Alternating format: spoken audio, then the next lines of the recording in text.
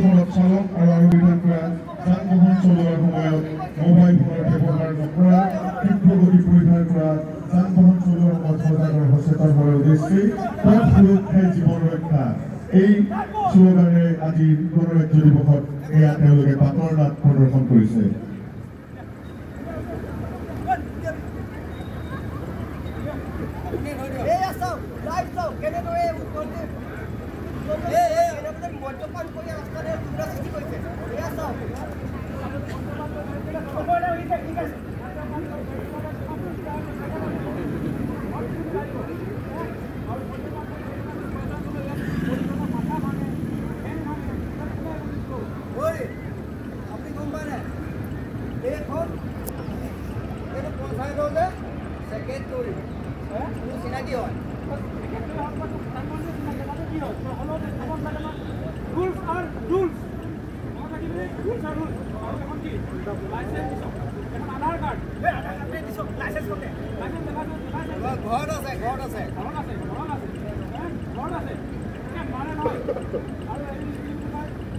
Helmet কি কথা কৈছে?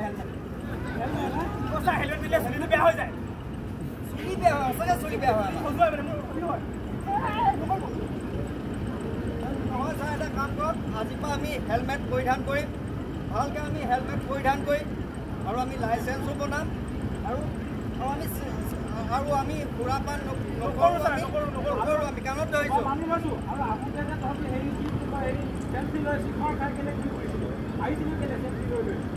ছাৰ আপুনি বহুত দূৰৰ পৰা চাই আছে।